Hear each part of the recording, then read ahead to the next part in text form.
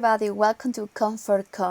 My name is Zerna, I'm from Bolivia and I'm super excited to be part of this conference and to talk a little bit about artificial intelligence, focus in design and diversity.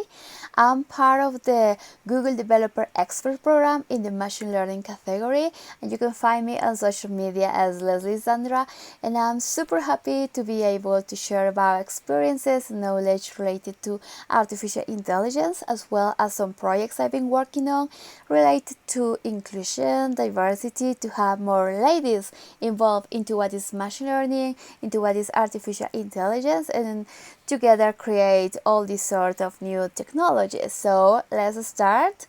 And first, I want to point out artificial intelligence is the new electricity. This is a quote from Dr. Andrew Ng, the co-founder of Coursera and some other AI companies. Yeah, it's so exciting to see how artificial intelligence is changing the world. This technology is letting us think about different ways to solve problems and different ways to create new products to solve problems. And as in anything in life, in the human history, like different changes and industrial revolution and everything, they have been actually presenting the opportunities to create new jobs, new knowledge, and to have new abilities to develop. And that's why I feel very encouraged to share about what is artificial intelligence, I feel very encouraged to help other people from different countries and especially ladies to get involved into this, to understand how artificial intelligence works and to understand how we can be involved and how can we also use artificial intelligence in our different daily lives and daily activities. But first, let's see a little bit this timeline about artificial intelligence. If we have heard about AI lately very often, and you know, this camera is powered by AI, and this voice recognition is powered by AI, and so it's super excited to see that the products we are seeing and we are using today have been already thought or kind of understood like very back in the 90s, 50s. It's super excited to see like artificial intelligence is part of this computer science, and just those years, actually, people were thinking a lot about automation and smart machines and these all sort of things that we are using today. And if you have seen like artificial intelligence trying to get into these studies, then just moving forward to go a little bit like more precise and to be focused in machine learning and to see how machines are learning, how they gather knowledge from all this data and how they are doing this pattern recognition and all the sort of other applications we can see nowadays. But also inside what is machine learning, we can see this deep learning, which is part also as one of the techniques for machine learning, and how this deep learning is actually changing the way we see and understand AI products. So it's super excited, and I really like this timeline because it really makes me think about how technology has been changing, empowering this emerging technology from very early on. And I just keep thinking about, imagine who had access to computers back in 2050. Who were the people that could understand this sort of knowledge and do research? Yeah, maybe it was a bit hard because you have to always go to libraries and universities to be with the computers, to be with the professors. But it's super exciting, like nowadays in our era, in our years, we can have all this knowledge like share online, and we can be connected with people from different places, doing different projects and sharing different ideas and experiences about AI. Also, using all these years of research, using our AI powered products. So it's super exciting to be part of this and to understand how everything has been changing, and to see how was the computational power back then and how we have it today. How was the data collection back then and how we get data today, and to see all these differences that have been helping to develop more about artificial intelligence and the different products and diversifying and to understanding and different applications. But if you see in all this timeline, there have been like different groups and different peoples and hopefully different backgrounds that have been helping to develop all these new technologies. But as I mentioned, it's super exciting that nowadays we can understand better how it was back then and how we from home even can study about AI, can understand machine learning, can start putting some hands-on to develop some algorithms or to try some other algorithms and frameworks and everything. And it's super excited to see like we can create this community when we can share about our projects and ideas and to go deeper into what is artificial intelligence. Some sort of examples that you may have heard and listened before. I really like the idea of languages. I'm very fun to learn different languages. My mother tongue is Spanish, and I learned sort of early on English, and I've been studying English. And then because of my master's studies, I was living in a French-speaking country, and I just got to learn some Italian while doing my internship, and it's so exciting. But also in these years, I've been checking like how Google Translator, for example, has been improving and changing.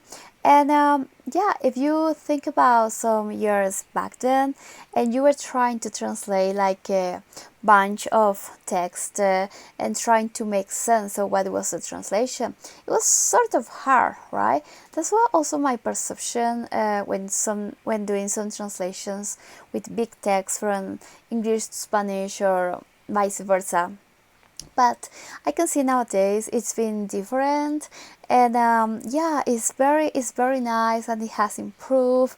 And also on the translation we can have a sense of the whole context and to understand better how it works. And even we have this functions with Google Translator that you can take a picture and we have the image recognition, the words, and you can translate it to some other language you want. So it's super excited what this is actually doing, as well as games. I'm super excited to see how we can teach a machine how to play a game or how to win a sort of game. And I've been following since 2016 this AlphaGo, and it's super interesting to see how they have been creating this knowledge and rules and patterns and everything to make a computer win a game such as that one. It's super exciting also if you are starting to explore a bit more about artificial intelligence. You can check these sort of examples, doing some natural language processing, and not only for translation but also for chatbots.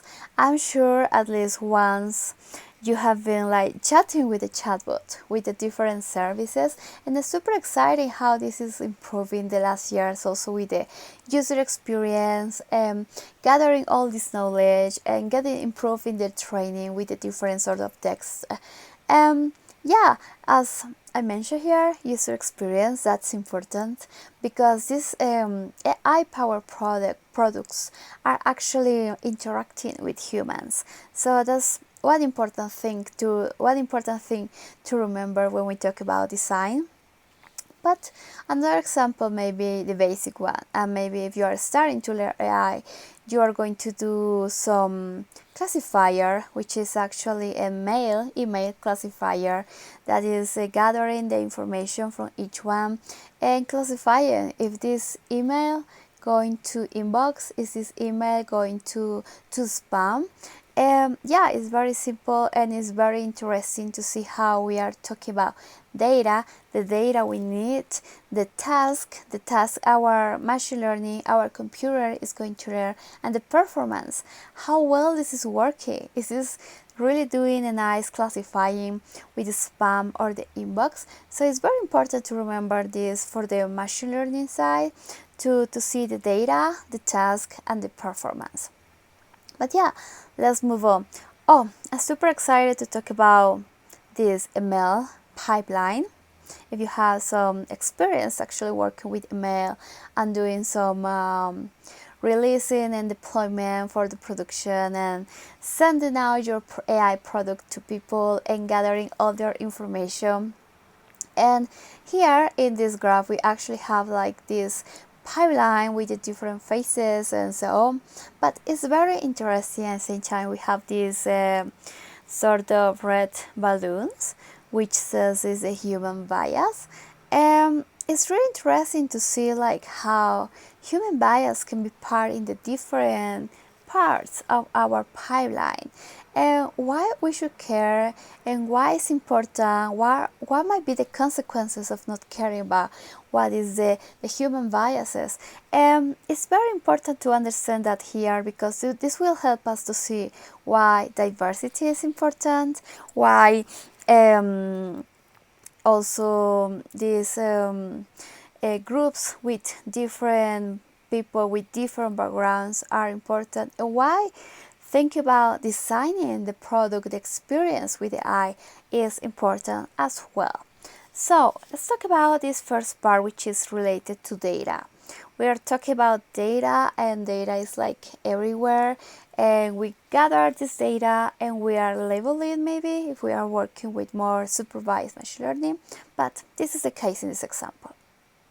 But look at this. When we are collecting data, we are getting some human bias, because who's collecting data? One person, one team, and believe it or not, and it might be unconsciously as well, we have some sort of human bias. My team or myself, when trying to collect some data that's going to train my model, I may not have all the different types of the same data. I may not have as the diversity of data I may need. So I'm just getting maybe some specific data, trying to improve for the near future, but still having some sort of human bias. Same as doing some labeling. Who's doing this labeling, and how sure you are this labeling is correct for this specific data. But let's assume here we already have our data, processing analysis, which is like long, but this is actually done, and it's better to have good data, because if we have good input, we have good output. So just think about the data we have here, and then what we're doing with this, we are training our model. We are actually understanding what's our final goal, what we want our model to do, and that's why we have this data to get there. But also, when we are thinking about a model, deciding the model, like tuning the different hyperparameters and checking what the model is actually resulting good or bad, who's doing that? One person, one team. So think about human bias as well in that side. Okay, let's think this model has been working, it has a good accuracy, and is ready for production. And imagine we are putting into cloud our model, and we are deploying, and then we can have some sort of API that our final application or whatever can consume and can start generating data and doing the service and so on. But what will happen? In this side, we'll see human bias at the moment to set up the production environment, as well when we are talking about our final user that is maybe using the application with this ML model training, or maybe some other developer that is using the API to do something else. But we may have some users see the effects. So The user is interacting with our product or developing with our APIs. Well, about like, this is working, this is not working, this works for me but it's not working for something else I want to do. We just try to recollect all that information, just put it as a user's behavior, further data collection, and go back to the loop.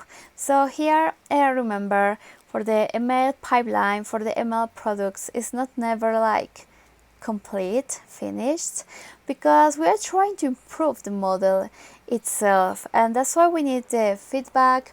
That's why we need to be careful with this sort of human bias and try to minimize it as much as possible.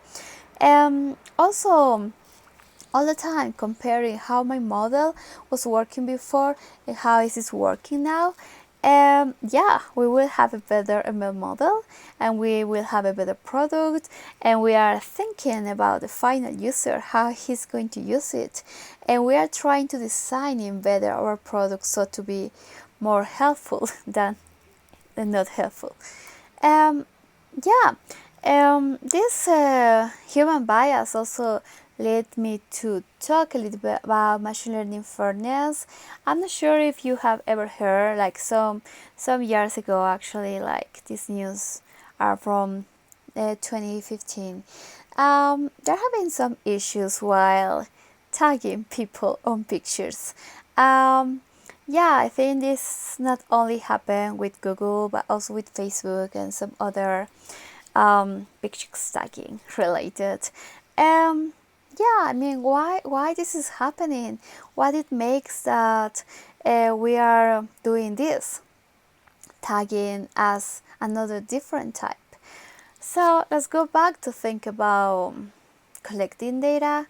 Who are collecting data? Are we having enough data to actually represent different areas, different people in this case? Imagine what was the team doing here when just collecting human faces, maybe just as white or something like that.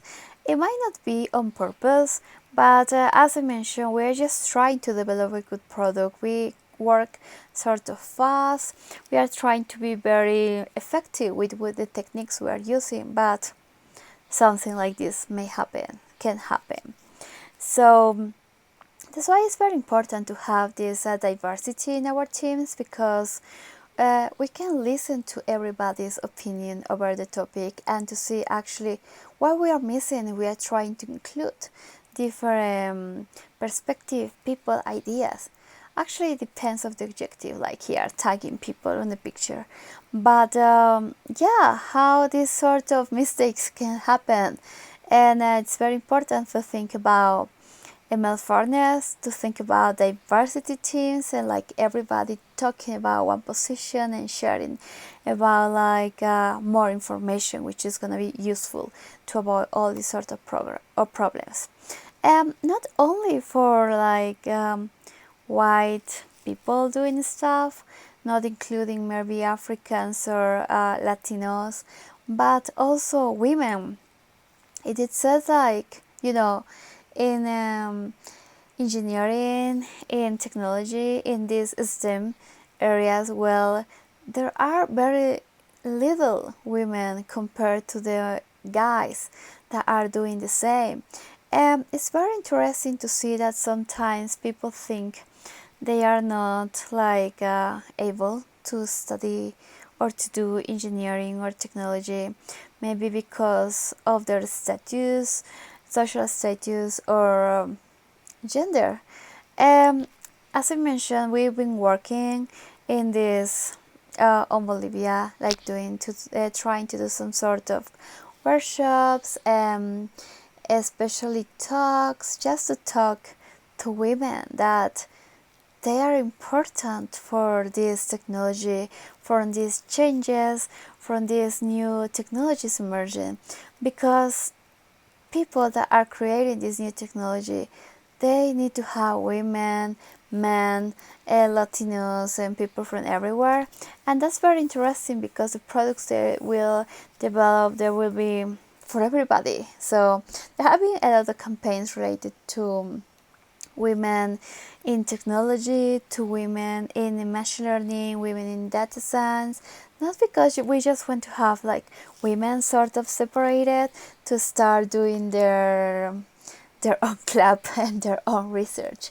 But we sort of find that it's very interesting when women gather together and they study something technical together. They don't only have a role model to look up, like, oh, this lady, she's an engineer and she's a leader and she's doing this, but also they will feel a bit more confident to learn about this. And how guys can help.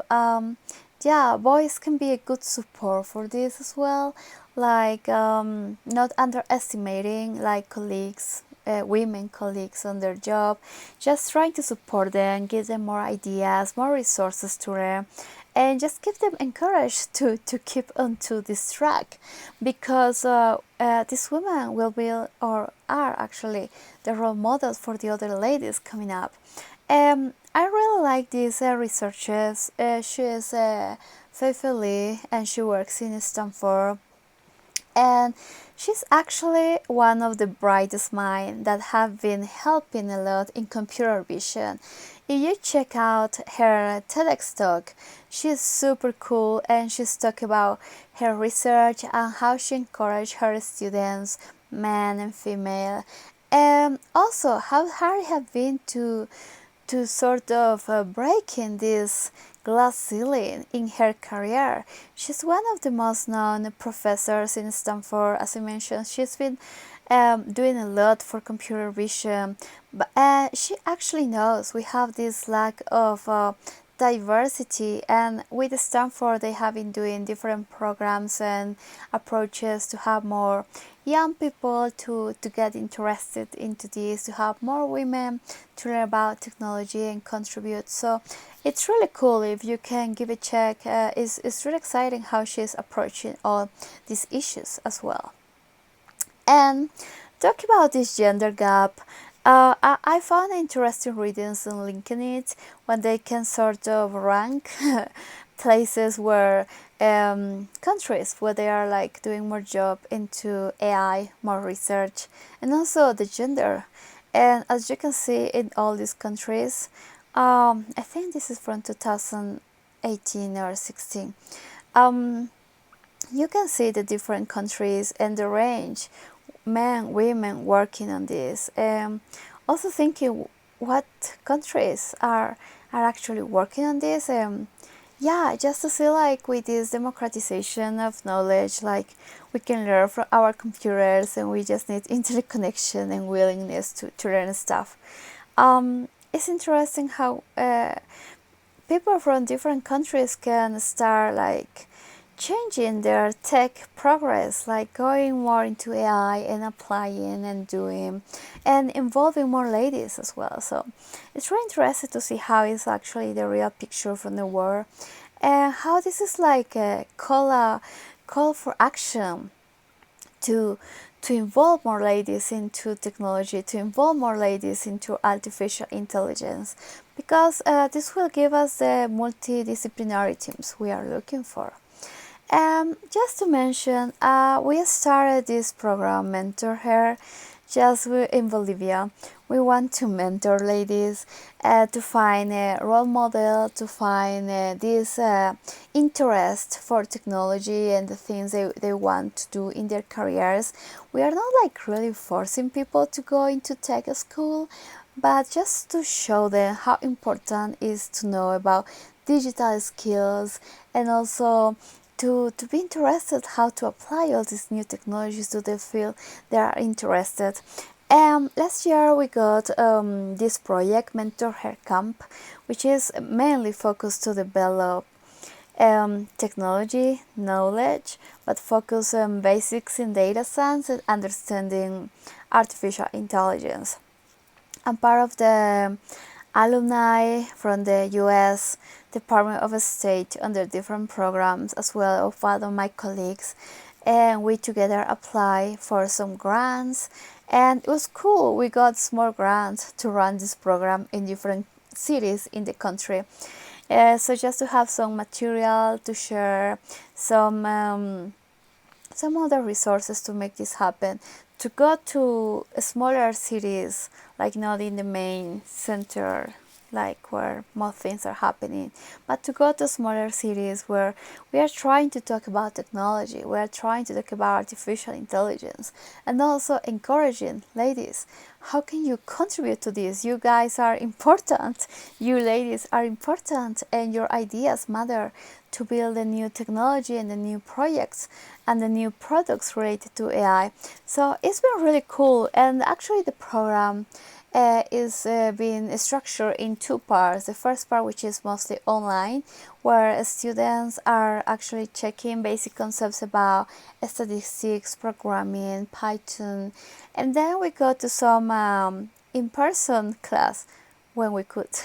So we had some in-person class where we are talking actually about artificial intelligence itself, like how it works, how is the connection between what you learned before in the online class with the real practices we are having, to build this community, to have all these ladies to more encourage, interested in artificial intelligence or in the programming they really want to apply to their ideas, dreams, and careers, and anything. And after that, it's been super interesting to have this sort of workshop, which we call it like ICT Women and what is the climate change. Actually, this was organized by my team, my project, which are like more the techie ladies, and these ladies that are more into journalism, and they gather some data about climate change in the country, like how are the forest rain like 10 years ago, how is it now.